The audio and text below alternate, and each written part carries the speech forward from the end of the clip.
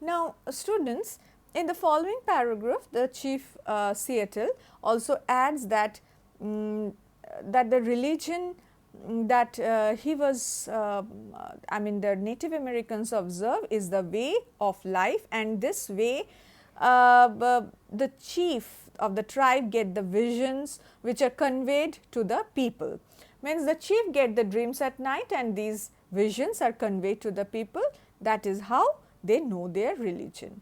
Now, in the following paragraph, sixth paragraph, we find that the reverence to their ancestors. Chief Seattle is paying reverence, that is the respect to their to his ancestors. Here the Chief Seattle says that your ancestors are not connected to you. So, your ancestors too stopped communicating to you. As soon as they die, they are buried, they leave this world and wander away as forgotten and never return. But he says that among the Native Americans, the dead gives them guidance. So, the reverence to the ancestors among the Red Indians is thus paramount. The ancestors do not forget this beautiful world and remain connected to this world through the men who are living on this earth. Because they love their land tremendously, they also return to their descendants. They feel tender love and affection because they know that they are lonely without their ancestors. So, the Native Americans also feel, those who are leaving, the Native Americans, those who are living on the land, they also feel the tender love and affection of their ancestors who has passed away. So, that is why they do not feel lonely. Because without the ancestors they might feel lonely. So, they try to get the love and affection of their ancestors who had already passed away. That is why they come in their happy hunting grounds to guide us, to visit us, console us and to comfort us. That means, he is saying that every night or maybe every day the ancestors who had already passed away, they are so very connected to us that they come to their happy hunting grounds. Means their soul is still connected to this earth, to us, through us, and they come to guide us, to console us and to comfort us. Now, in paragraph 7, students, he is saying, Chief Seattle is saying that the white settlers and the Native Americans are poles apart, according to Chief Seattle. He is saying that they cannot stay together. It is not possible for the white settlers and the Native Americans to stay together. Here he is admitting that. Whenever the red man has seen the white man, he had preferred to flee, that is to run away, just like the morning mist cannot stand and vanishes with the rise of the morning sun. However, the Chief Seattle finds the proposal that sent by George Washington just. Now, we must remember again that it is not sent by George Washington, it is sent by the then president, 14th president of America in the year of 1854 to Chief Seattle, and who has sent that proposal? Actually, the president, Franklin Pierce, right. So, the proposal that you have given to us is a fair proposal and we will prefer to go and retire, right, in a territory that you have offered to us. That is what he is saying. He is saying that okay, the proposal you have given to us is a fair proposal and we will prefer to go and retire in the territory that you have offered to us. Then we will dwell apart and will be able to live in peace together. This is thus the only option left to us. In this way, we just wish to live our lives peacefully. Our men's condition is dense, dark, that is miserable, very bad. At this state, whatever the great white chief, who is the great white chief he is tried to mean? George Washington, but that is the president of America he is thinking, but actually Franklin Pierce is the president who has sent the proposal and who is the representative, the then governor of Washington, Isaac Stephen. Now, he is saying that at this state, whatever the great white chief is suggesting us is the way we take steps forward to, right. So, That is what he is suggesting, that maybe this proposal is just that we dwell apart, because it is not possible for the Native Americans and the white settlers to stay together. Now, in paragraph 8, student, in the following paragraph, what has been said, that the Chief Seattle says that their days are near and numbered. So, it hardly matters where they live, remaining days of their lives. The Indians' nights, for the Native Americans, the nights are darker. So, the nights for the Native Americans are darker, which means that the days are not bringing any hope for them.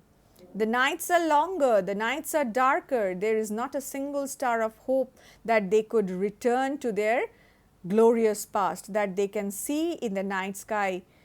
So, there is no star of hope that they can see in the night sky, means they can return to their glorious past. There is no hope for that, no matter how far towards the horizon they look. So, they try to visualize their future as far as possible, but they are not finding any hope for any kind of revival of their glorious past, of their magnificent, of their grandeur past, of their grandeur history that they hold on to. So, the Native Americans are so close to the nature that they can hear the sadness in the voice of the winds. So, over here Chief Seattle is saying that the Native Americans are very close to the nature actually. They can hear the sadness in the voice of the winds, as if the winds are mourning, emitting sounds of pain. That was how the Native Americans realized that their end was near. Now, Chief Seattle is saying that the green fate means death. Okay, green fate is going to follow the red man. Green fate here means death. Death is going to follow the red man wherever he goes and wherever he lives. So, wherever the red man goes, he listens to the footsteps of approach of the destroyer, of his destroyer. So, when the hunter shoots an arrow, he strikes the doe, and the doe does not die at once, remember, but gets wounded and lies in pain, cannot run away even until and unless the hunter comes and picks her up.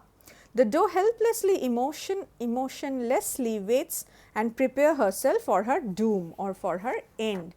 So, the same is the case with the Red Indians now, that they can hear the footsteps of their destroyer, that is the white settlers.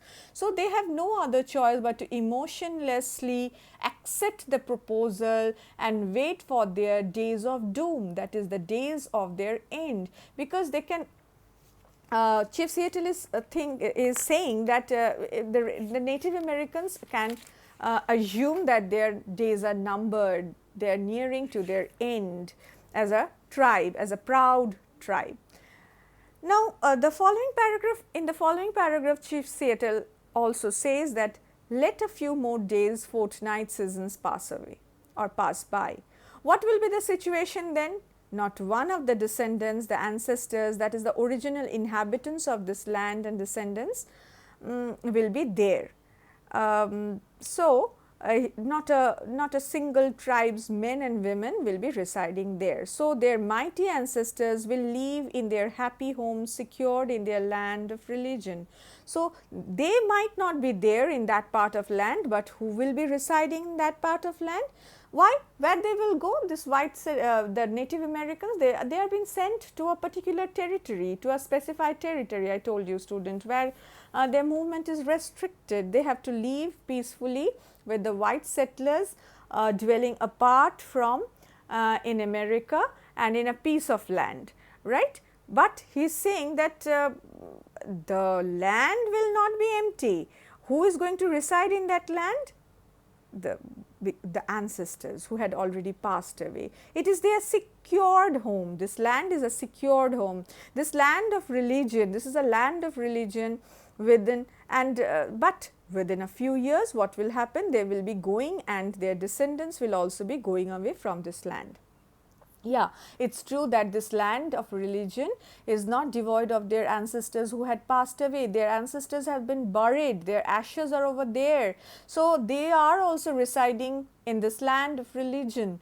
So, Chief Seattle is saying that in near days what is going to happen, they will also go away from this land, and along with them the ancestors will also have to go away from here. Not a single one will be able to mourn over the grave of their ancestors. It is very sad, student, that over here he is saying that not a single tribeman and women can be able to come to the grave of their ancestors. It is sad because their ancestors were once been buried over there, and the ancestors were once more powerful and hopeful than the white Americans of today. But now that the Native Americans have lost all their powers and giving up, surrendering before the white settlers with a peaceful agreement by accepting the proposal, what is going to happen? Not a single one will be able to mourn over the grave of their ancestors, and that is quite a sad part on behalf of the Native Americans. Chief Seattle says that but what should I mourn? Means there is no point in mourning of being sad, because tribe follows tribes and the nation follows nation like the sea.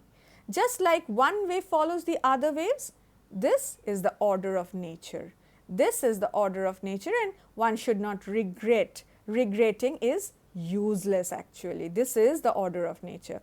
This is what the nature does to man, to humankind. This is how Chief Seattle is saying that the world follows the nature. That the world follows the nature, that one after the other the waves comes and goes.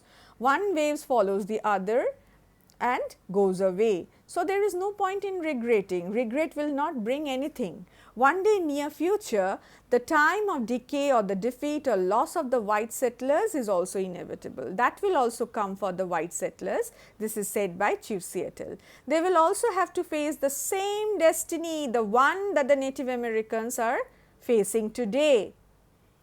The white settlers may have boasted and proved that their God has blessed them with abundance power.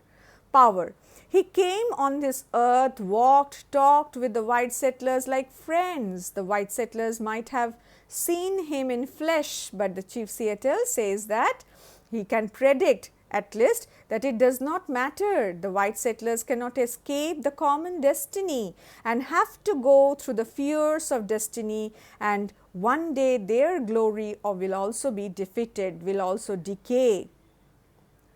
It is something destined, it is something the rule of the nature. The whole world is engrossed within the law of nature, within the rule of nature. So, at this point, at the end, we are brothers.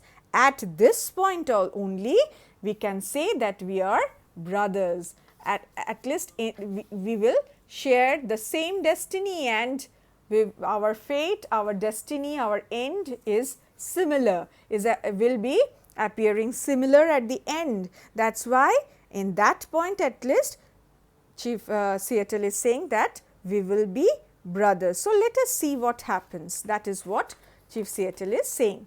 Now, in paragraph 10, we are going to explain the following paragraph in our next video.